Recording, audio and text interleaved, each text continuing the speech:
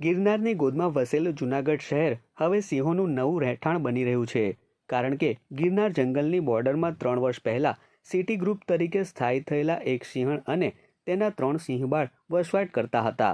તે સિટી ગ્રુપના 3 સિંહ હવે પાઠડા બન્યા છે.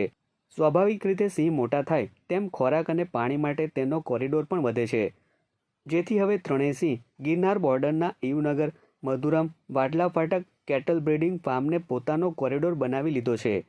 દરરોજ છેલ્લા 15 દિવસથી રાત્રિના સમયે સિંહ રહેઠાણ વિસ્તારમાં આવી ચડે છે, તો ક્યાંક લોકોના મકાનની બહાર મહેમાન બની બેઠા હોય છે. એટલું જ નહીં, રાત્રિ દરમિયાન સિંહો મારણ કરીને મિજબાની માણી રહ્યા છે. પરંતુ આજ દિવસ સુધી આ વિસ્તારમાં સિંહે લોકોને હેરાન નથી કર્યા.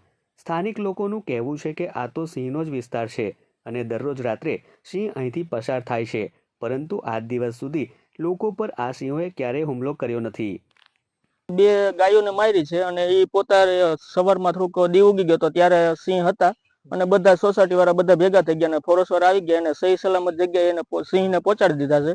અને અટાણે જે ગાય હતી જે મારેલી એને પણ ભરી ગયા છે, એટલે જેથી કરીને કોઈ માણસને જાનહાની ન થાય એના માટે બહુ સારું છે. એમ ફોરેસ્ટ વાળાનું કામ પણ બહુ સારું છે. જૂનાગઢના મધુરમ અને વાડલા ફાટક વચ્ચેના વિસ્તારમાં અનેક વાડી વિસ્તાર આવેલો છે.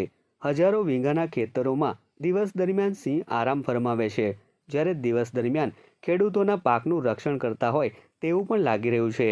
વાડી માલિકનું પણ કહેવું છે કે સિંહો છેલ્લા 15 દિવસથી અમારા ખેતરમાં આવે છે, પરંતુ ક્યારેય અમારા મજૂર ઉપર હુમલો કર્યો નથી કે તેને હેરાન નથી કર્યા. આ સિંહોનો વિસ્તાર છે અને દરરોજ તે અહીંયા જ રહે છે.